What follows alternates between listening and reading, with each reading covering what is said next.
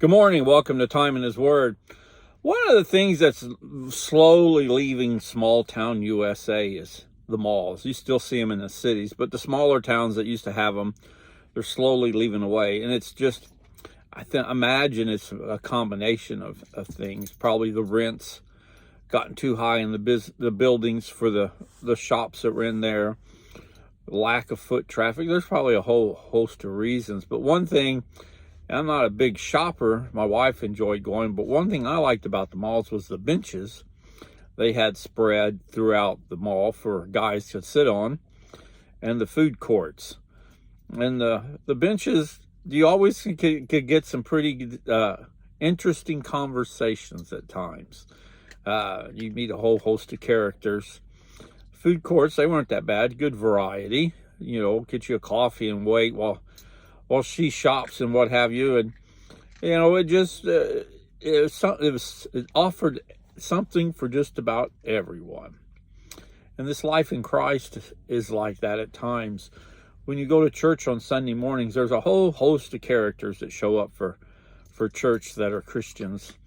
Some that you kind of wonder about, and others you are really the life they lead in Christ, and the things they do in His name are encouraging for you and for me, and it gives you that desire to do more, to strive to have a stronger walk in Christ. But besides the fact of the characters, the one thing about the church and this body of believers that for me, I like, I guess you could call it a side benefit. You'll meet all kinds of people from different kinds of backgrounds, and some that down the road when you need help, they're able to help you because of their occupation outside of the church, and others you just develop good friendships with that you normally wouldn't have met in any other kind of setting. Due to difference in occupations or where you're at financially in society, it's a big melting pot, and it's something that I enjoy. And the other neat thing is in my travels, I don't do it as often now because it's harder to do.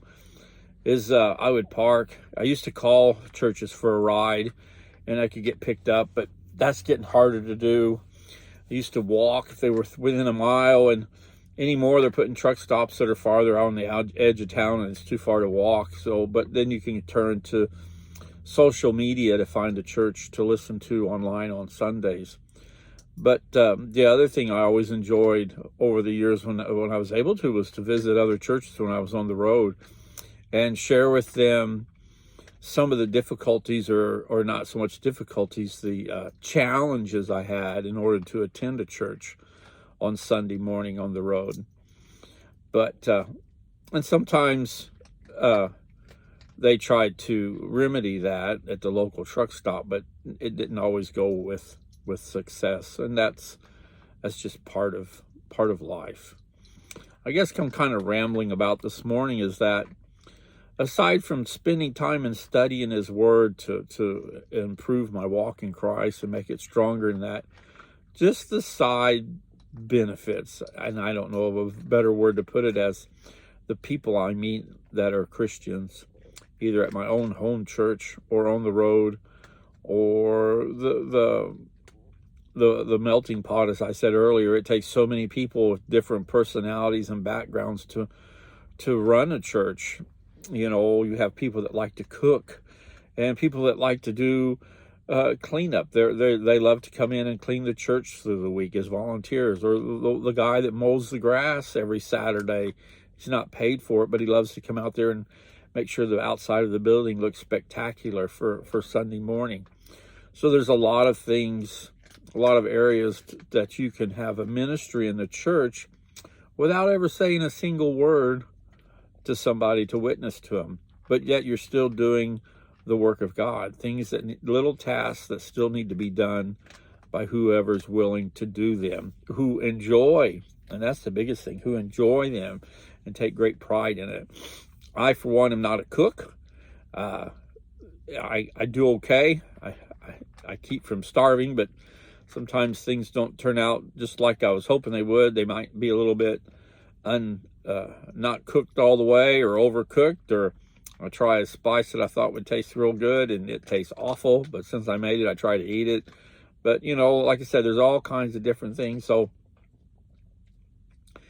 just thinking about that as your day goes on, what are some of the things at your church house that you could be doing that you're really passionate about, and probably without you really realizing it or thinking about it, there could be a need that needs to be filled at the church house with what you're passionate about in life. You know, it's so. Just don't always think of being as a Christian. You have to witness. I mean, not witness. You don't have to speak in front of people. You don't have to have great, vast knowledge of the Bible. You know, it's like I said, your passion that you have for serving God. There's always that something in the church that you can find to fulfill that passion that you have to serve Him. But just think about that. As many different people as it takes to run a business and a corporation, it takes that and more to run the local church. And they're always looking for volunteers, always looking for somebody to help in one way or the other.